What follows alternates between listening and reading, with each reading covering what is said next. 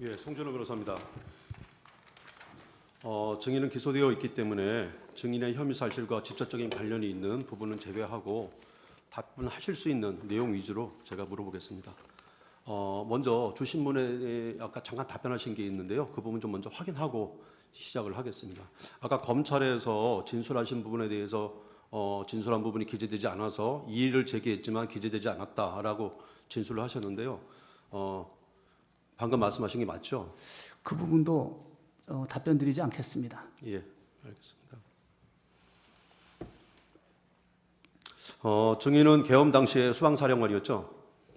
네, 증인은 계엄 선포 시에 상관인 국방부 장관의 지시에 따라 국회에 병력을 투입시킨 것이죠. 그렇습니다. 증인의 병력 투입 지시는 계엄법에 따른 적법한 지시였죠.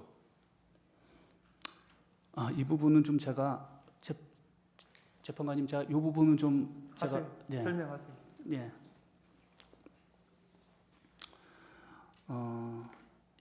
12월 3일 날 대통령님께서 계엄 선포 대국민 담화문을 발표하시는 걸 제가 봤습니다.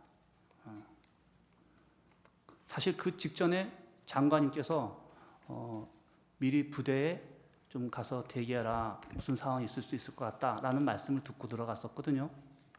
근데 저는 국민의 대표이시고 또 국군 통수권자이신 대통령님이 또 저 개인적으로는 알기론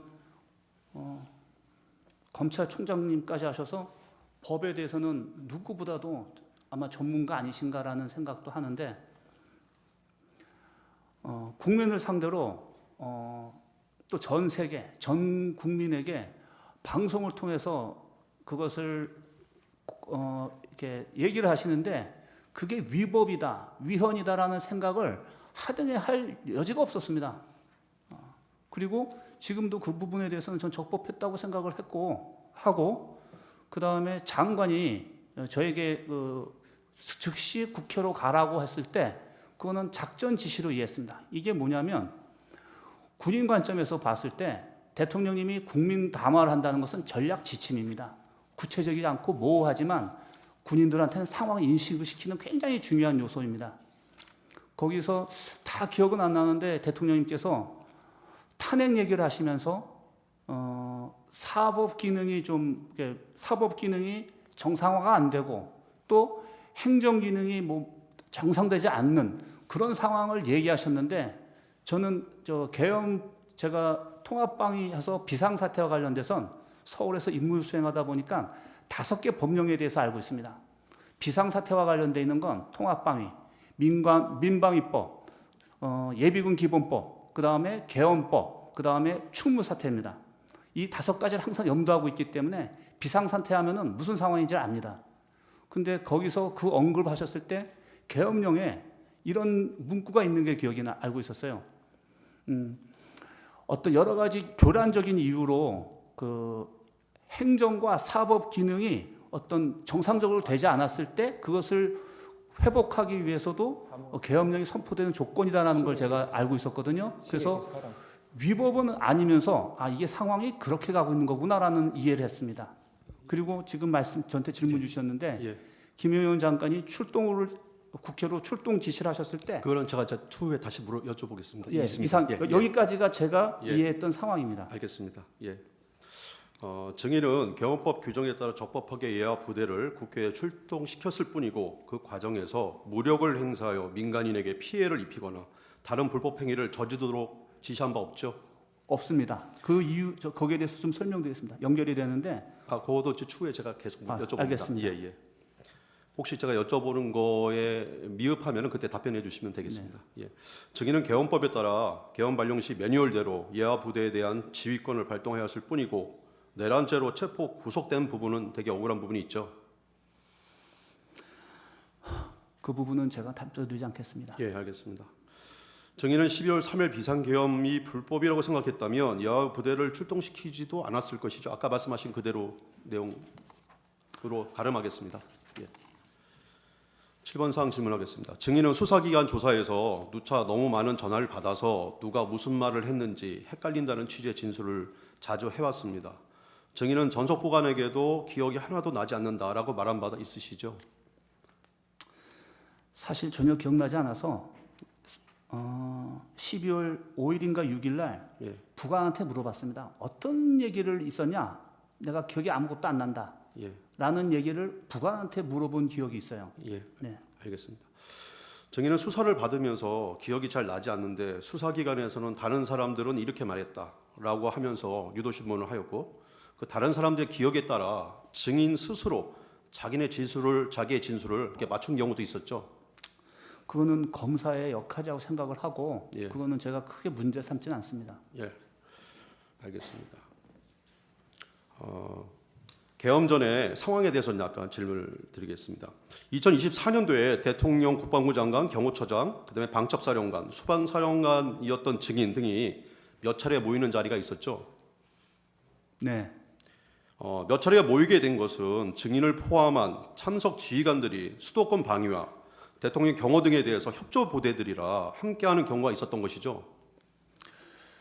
저는 그렇게 생각하는데 또 이 부분에서는 제가 더 진술하고 싶지 예, 않습니다. 알겠습니다. 예. 민주당 의원은 국회 국방위에서 야전에 근무하는 지휘관들은 대통령과 식사 한번 못 하는데 증인, 방첩사령관 등은 자주 한다. 이것은 불공평한 것이고 증인을 포함한 몇몇 지휘관들이 대통령 또는 장관에게 편애를 받는다.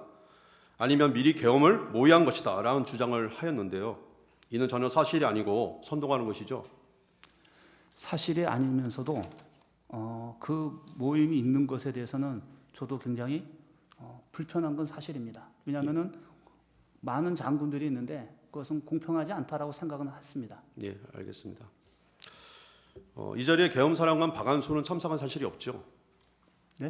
예, 그 자리 모임 자리에 참모총장 박안수는 참석한 사실이 없죠. 네. 비상계엄 발령 시에 당연히 상황에 대해서 좀 질문드리겠습니다. 증인은 12월 3일 오전에는 당일 이제 계엄이 발생한 그날입니다. 오전에 일상적인 회의와 현장 지도를 하였고 오후에는 병원 진료도 하였고 또 이발도 하셨고 저녁에는 수방사 예하 5개의 사단장, 여단장 및 그 배우자들과 함께 매년 열리는 저녁 식사 자리를 가진 후에 8시 30분까지 그분 사람들과 차단까지 하였죠. 네. 그리고 귀가하셨죠. 그 저희 공간에서 제가 예, 공간에서 하셨습니까? 2차까지 하면서 예. 사진까지 찍어주고 보냈습니다. 예, 그러다 보니까 마지막 모습은 제가 관사에서 설거지하는 상황이었습니다. 예, 알겠습니다. 그 퇴근해서 관사에 있는데 9시 50분경에 김영경 국방부 장관으로부터 전화가 와서 부대에서 대기해라. 잠시 후 TV로 대통령 담화문을 시청하라는 지시를 받은 사실은 있으시죠? 그냥 부대로 들어가서 대기하라고 하셨지 아, 담화 얘기나 대통령 담화 얘기는 안 하셨습니다. 예, 알겠습니다. 증인은 계엄을 선포한다는 사실을 대통령 TV 담화로 처음 알게 된 것이죠. 네, 제가 무슨 상황인지 몰라서 통상 YTN에 예. 보면 무슨 상황이 있으면 먼저 TV가 먼저 나옵니다. 예, 그래서 YTN을 틀어보라고 하는 상황에서 곧 이어서 나왔던 것 예, 같습니다. 알겠습니다. 계엄 당일 증인의 행적을 보면은 예하대 지휘관들 및 그 배우자들이라 동반 부부 모임까지 하고 한 것을 보면은 대통령의 계엄 선포를 미리 알지 못한 것이 명백한 것으로 보입니다. 맞죠? 그 부분은 말씀드리기가 왜냐하면 알겠습니다. 다 연관이 돼 버립니다. 네. 예, 알겠습니다. 자, 증인은 2024년 12월 6일 계엄 이틀 후에 김병주 국회의원이 운영하는 김병주 TV에 출연한 바 있죠. 그렇습니다. 예, 김병주 국회의원이 먼저 인터뷰하자고 한 것인가요?